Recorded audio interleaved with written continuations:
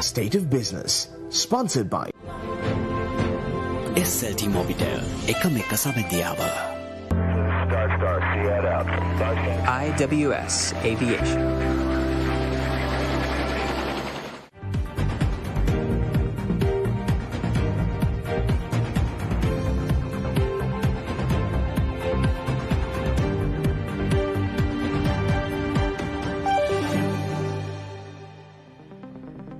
Hello there, you're watching our television. This is State of Business. I am Pamutha Katukampala. Our top stories.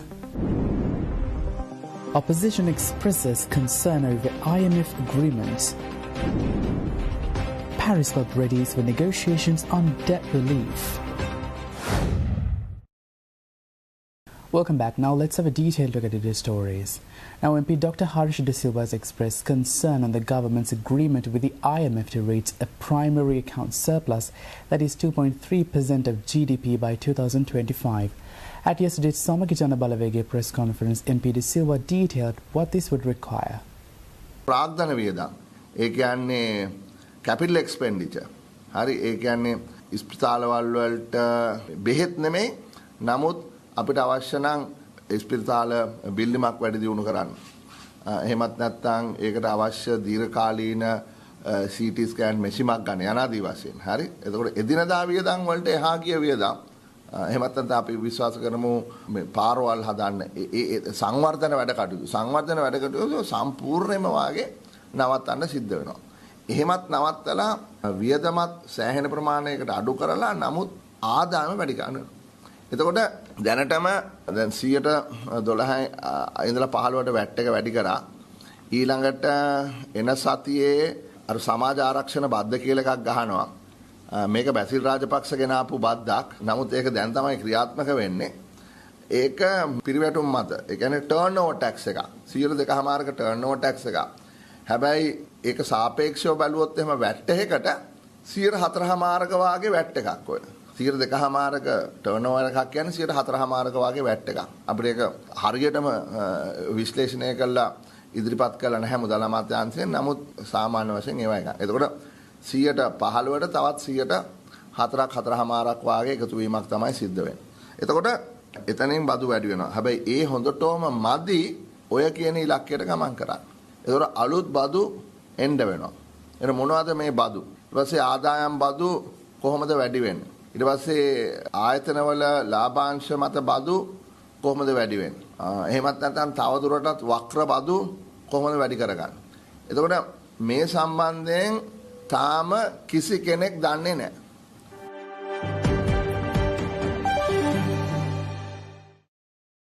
Meanwhile, the Paris Club creditors, an informal group of official creditors largely consisting of Western nations, have expressed their readiness to negotiate with Sri Lanka for debt relief. This follows the nation securing a staff-level agreement for a 48-month, $2.9 billion extended fund facility with the International Monetary Fund. The Paris Club Secretariat, through a statement, communicated that the club is ready to start the debt treatment process and reiterates its willingness to coordinate with the non-Paris Club official bilateral creditors. It aims to provide the necessary financing assurances in a timely manner and ensure fair burden sharing as already proposed to the other large official bilateral creditors. It adds that the Paris Club remains at the disposal of Sri Lankan authorities and non-Paris Club official bilateral creditors to further discuss the next steps of the debt treatment process. However, most of Sri Lanka's debt remains with creditors who are not members of the Paris Club. For example, India and China are not full members of the Paris Club. While India is keen to work with the Sri Lankan authorities to provide debt relief in a bid to help the country make its debt sustainable, China's position remains unclear. Following the staff-level agreement, the Chinese embassy in Colombo issuing a statement said Chinese financial institutions reached out to the Sri Lankan side and expressed their readiness to find a proper way to handle the matured debts related to China and help Sri Lanka overcome the current difficulties. However, the statement stopped short of giving any specific indication whether China will come on board with a broader debt restructuring exercise, which is likely to be organized by Japan at the request of Sri Lanka. Sri Lanka getting any IMF financing is contingent upon the island nation obtaining assurances from both its official and private creditors for debt relief, most likely by way of haircuts, as IMF has assessed Sri Lanka's debt as being unsustainable.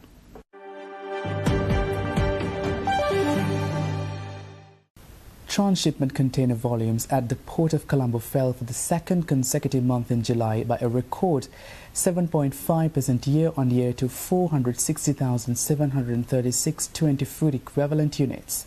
This has been attributed to main shipping lines temporarily opting for alternative routes at the height of the country's political and social unrest. Although the operations at Port of Colombo remained largely intact despite the mass protests and political crisis, it has been pointed out that the unrest further escalated concerns on law and order in Sri Lanka among the main shipping lines. Industry stakeholders fear it might take several months to regain confidence of main shipping lines. In the 7-month period, transshipment container volumes declined by 0.2% year-on-year to 3.35 million TEUs. Overall, container throughput at the Port of Colombo declined by 10.5% year-on-year to 553,890 TEUs in July. In particular, important container volumes declined by a steep 21.4% year-on-year to 30,366 TEUs, while export container volumes dipped by 6.8% year-on-year to 25,247 TEUs. The SLPM managed Jaya Container Terminal and its partially operational East Container Terminal handled only 115,539 TEUs in July, recording a sharp year-on-year decline of 39% due to the notable decline in transshipment container volumes from India. However, the port's only fully operational deep container terminal, Colombo International Container Terminal, managed to handle 286,419 TEUs in the month, up by 1.2% year-on-year. Similarly, the container volumes handled by South Asia Gateway Terminal also rose by 3.5% year-on-year to 151,932 TEUs in the month. Overall, the container throughput of Port of Colombo declined by 2.1% year-on-year to 4.11 million TEUs in the 7-month period. Meanwhile, cargo handled by Hambantota Port also declined by 48.6% year-on-year to 147,495 TEUs in July.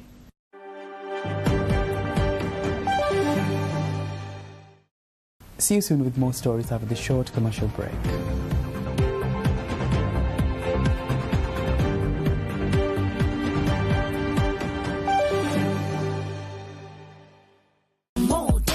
Stay and use more. Data Ball One, Data Ball One. A non-stop journey with Data Ball One from SLT Mobitel Home Broadband.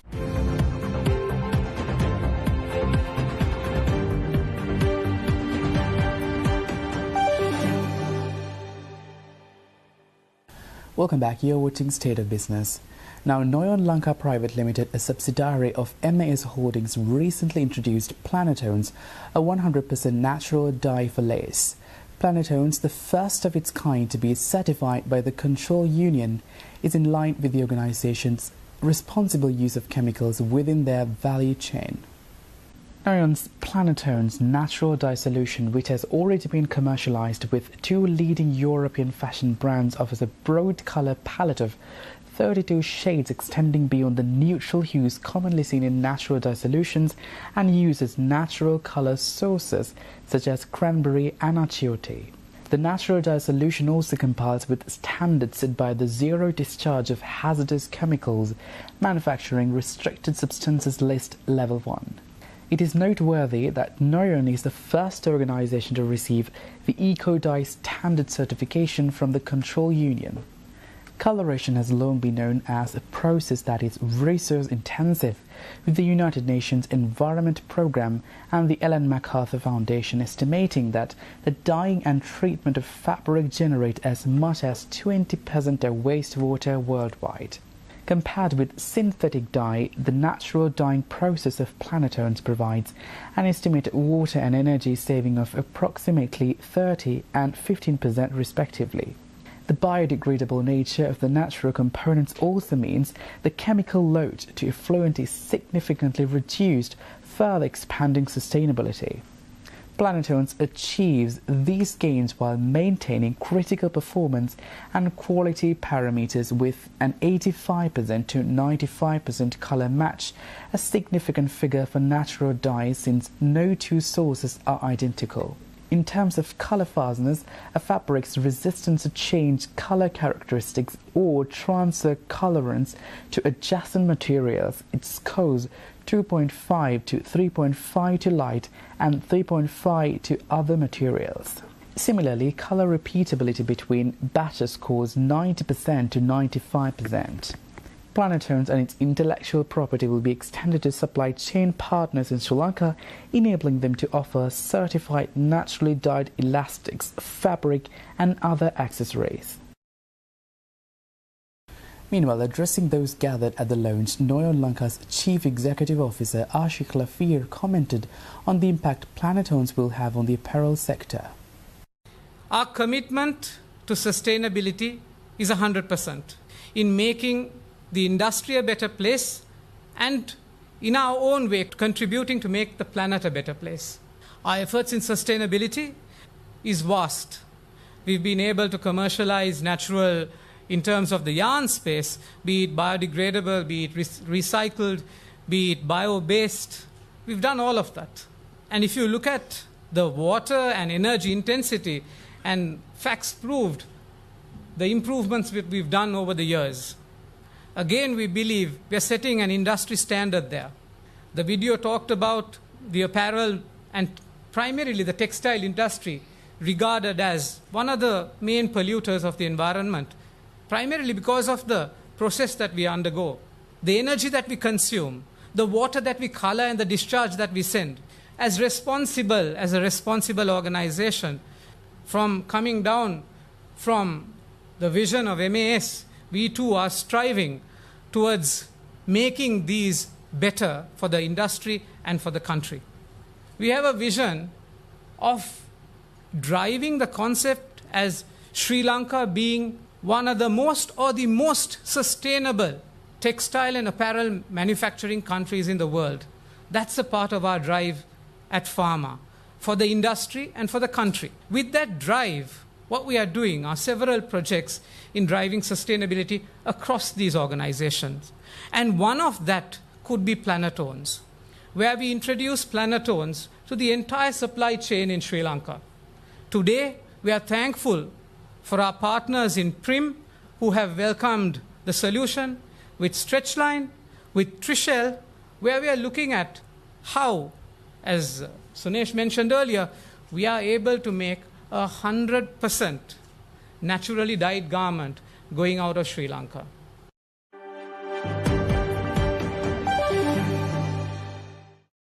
SLT Mobitel, the national ICT solutions provider, unveiled its novel experience center, The Arena. It showcases next-generation innovative customer-centric solutions and services, helping to drive digital transformation through the use of new technologies, enabling a redefined lifestyle experience. The Arena is located at the Bandaranaike Memorial International Conference Hall at Colombo 7, recognized as a versatile and unique location in the heart of Colombo. The launch of the new facility was graced by Rohan Fernando Group Chairman, Lalit Senviratna, Group CEO, Janaka Abesinghe, CEO SLT, Chandika Vitharana, CEO Mobitel, and senior officials at SLT Mobitel. Addressing guests, Rohan Fernandez said that in today's digital age, it is essential to demonstrate how innovative solutions can be applied in the home or business environment. He added that with the launch of the SLT Mobitels, The Arena, customers and enterprises will have the opportunity to experience solutions and services that will redefine their lifestyles on their digital journey. He maintained the company's position that this experience center, where smart innovations meet technology, will set a benchmark in the ICT and telecom industry. SLT Mobitel and the BMICH are collaborating to ensure customers, including enterprises, experience the gateway to next-generation technologies. The arena will host unique arenas for digital lifestyles, a zone for enterprises and SMEs, and e-sports. The facility will be the first of its kind, offering insight into how these new technologies will benefit society. The Digital Lifestyle Arena will demonstrate smart homes, offer 5G trial experiences and smart gadgets. Opening up endless opportunities for enterprises and SMEs, the arena will also showcase cloud solutions, digital services, networking solutions, internet solutions, data center solutions, cybersecurity solutions, voice and collaboration, messaging solutions, entertainment and IoT solutions, NFC solutions, software development and digital marketing solutions. The center will also function as a live streaming center. The sports zone will provide invigorating PC and console gaming facilities, tournament capabilities, esport platform and data services, complete with ultra-fast connectivity. The public are invited to step into an amazing experience center where smart innovations meet technology.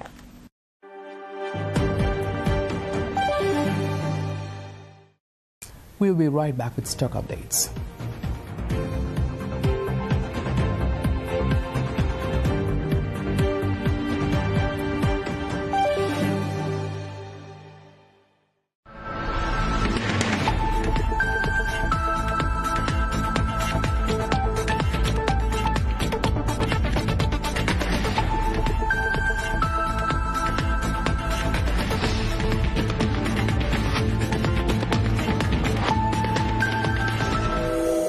Biz Roundup.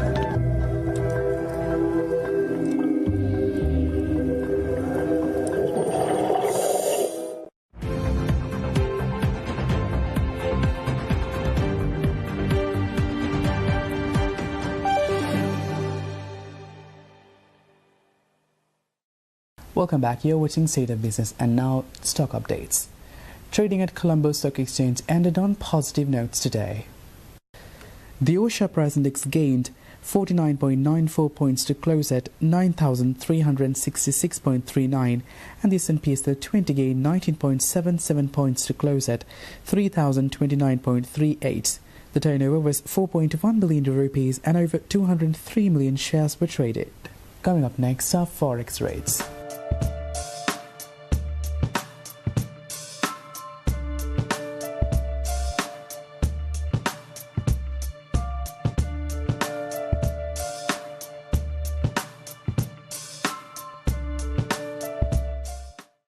Well, that's a wrap from today's edition of State of Business. See you tomorrow with State of Business at 7:45 p.m. Thanks for watching. Bye-bye.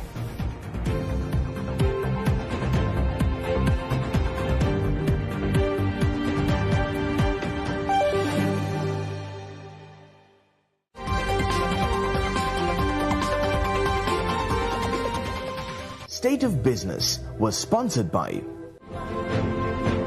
SLT Mobitel එකම එක සබැඳියාව Star, see that out. IWS Aviation